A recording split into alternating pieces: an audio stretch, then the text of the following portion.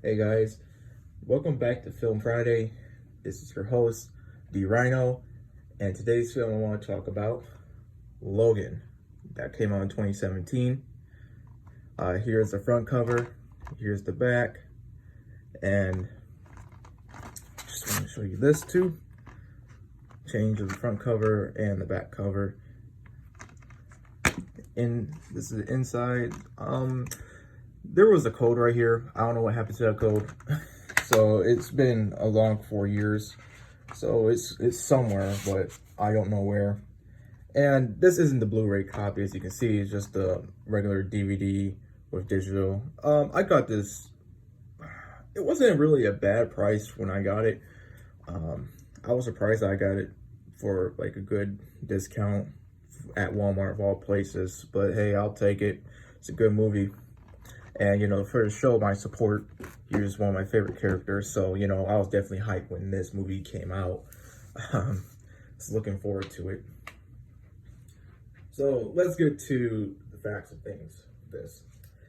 Logan is the second R-rated X-Men film that follows the story of Old Man Logan and eventually declining Professor X in the year 2029.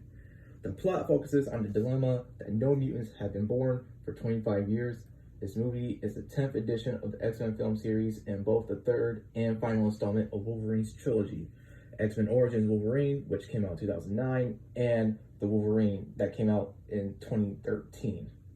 It was directed by James Mangold, who also directed The Wolverine, produced by Hutch Parker, who has a history with the X-Men film franchise, along with Simon Kinberg, who also has a long history with the X-Men film franchise, and also Michael Green, who produced Blade Runner 2049.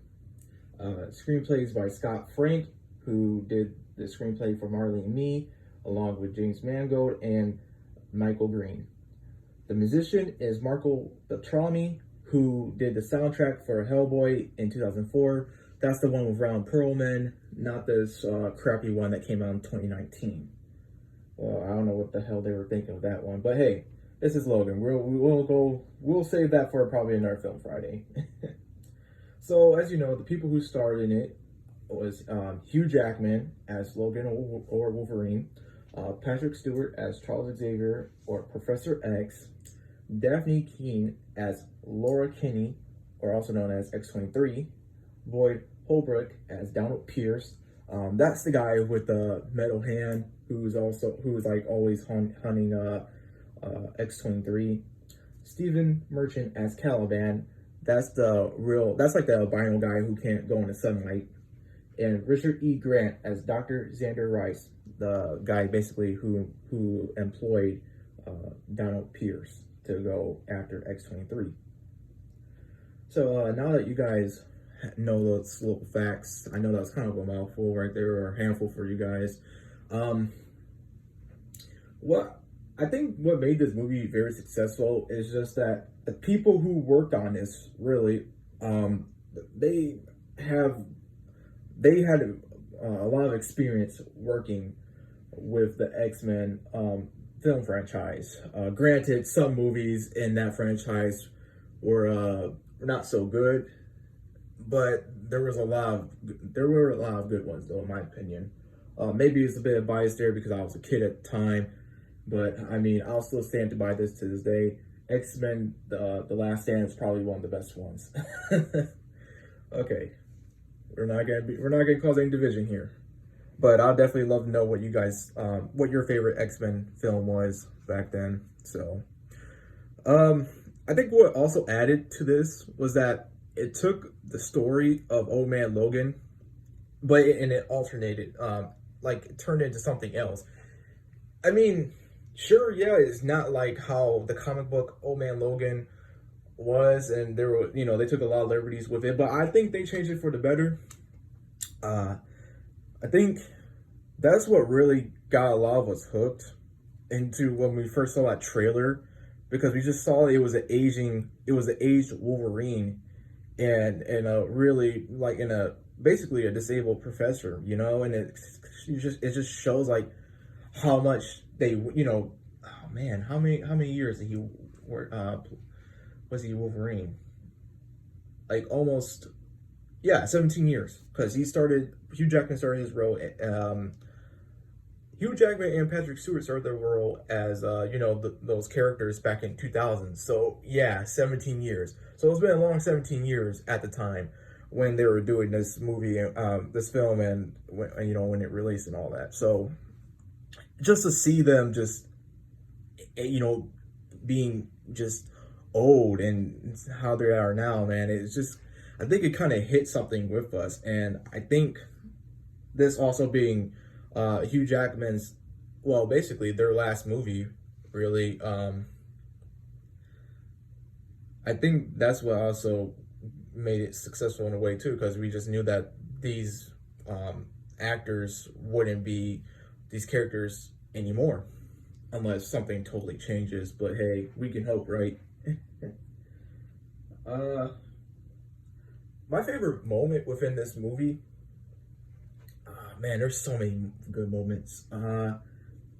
Honestly, I think my favorite moment within the movie, and spoiler alert, was towards the end when Wolverine had to take that serum to give himself that energy boost and just go full on berserk, get in touch with his old Wolverine side. And he's just running real quick and just slashing guys like over and here and there, and just like trying to protect the young mutants and all that. I thought that was a really great scene where he was just we knew that was the Wolverine coming out. That was the real Wolverine, and those guys stood no chance or anything like that. So I mean, I thought that was a great moment that the character, that Hugh Jackman portrayed that character in a way where he's basically sacrificing himself to protect the very few mutants that are in the world, within that world. So while I was researching this, I came across some fun facts or extras, I like to say, and I did not know this, so I hope you guys will find this interesting. Hugh Jackman's last portrayal as Wolverine, we know that, but he took a pay reduction so that the film would become rated R. Wow. I did not know that. And the fact that he had to take a pay reduction is both noble but also bullcrap, because I'm pretty sure Ryan Reynolds, when they did Deadpool, he didn't take a pay reduction. I'm pretty sure they gave him a lot of cash. I could be wrong, but for that to become, the film to become rated R, he had to take Hugh Jackman had to take a pay reduction. I'm not sure, how I feel about that really, but I mean, hey, in the end, it was a great film, and it wasn't even a loss at all. So I'm pretty sure, Hugh Jackman is satisfied with how that movie came about. He also played the additional role of X-24. That's the spoiler alert. That's the clone of Wolverine. X-23 is a clone of Wolverine as well. Just the gender bend version of him. But X-24 is how they did that was that they used CGI special effects to make him look younger, of course. And I did not know that was him. I thought that was honestly a different person. And I was looking this up. I was like, who's the guy who played as X-24? Why isn't he listed? Because he is like basically the main villain. But come to find out that Hugh Jackman basically did the role of X-24. So not only did he do Logan, he also was X-24, which I thought was pretty cool. Another one, Millie Bobby Brown. You might know her as 11 in Stranger Things, the girl who has like the telekinetic powers. She auditioned for the role as Laura, but she did not get the role because Mango said, and I quote, "Someone who was bilingual because I wanted a Latina kid, one who was between 10 and 12 and was a credible child." So honestly, I think that was a great I think it was a great decision not to have Millie Bobby Brown as Laura, because I think that would have killed the film for me. There's nothing, I have nothing against that actress. She's good. She played kind of a good role in the second Godzilla film. But I just, this is back during the craze of like Stranger Things, when Stranger Things was just had its second season, I believe. And I can't deal with all the Stranger Things stuff related, and it's just, you know how you look at one actor or actress and you're like, I cannot see you as someone else. I can see you as only this character. That's how I feel. That's how I feel about her. It's just like when she goes and when she plays in other roles, I just can't see it. I just can't see her being. I cannot see her being X-23, a young X-23. I can't. It just feels too out there. It doesn't feel like it's its own thing, And honestly, I think that was a great choice to have Daphne Keene play as Laura instead of Millie Bobby Brown. Hey, like I said, nothing against Millie Bobby Brown, but Laura Keene is way better, in my opinion. I want to say this as well for a last point. I heard that, God, I can't escape. It escapes his real name. I can't remember, but he played as the younger version of Sabretooth.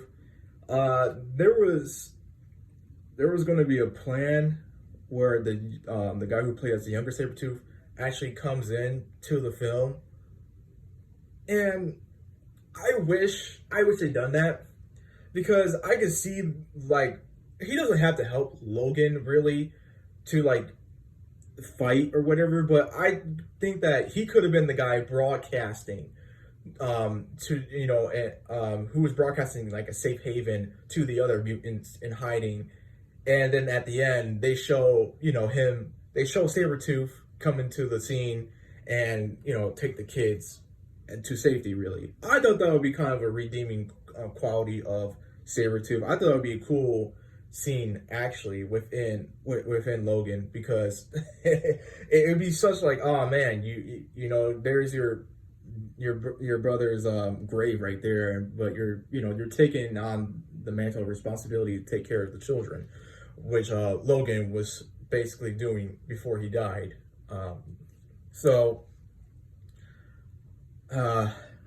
Honestly, I give this movie a 10 out of 10. As I told you guys in the last video, it's right up there with Joker for me. Really, really good movie, and I definitely advise you guys to get this movie, check it out. I know, even if you're not an X-Men, you're not a fan of X-Men, definitely check this out, just because it's not too oversaturated with like how 20th Century Fox did the X-Men films back then. I think this one was well grounded, and just it kind of like worked on family, but it wasn't like oh god, I'm so tired of this. It's just nothing but tropes and predictability. No, it takes the theme of family in a different way, and especially how I would think will go with an old man Logan and Professor X, with a young, X-23. I really, really enjoyed this movie. I cannot say that enough times, but please go check it out. Please go get it if you don't have it already.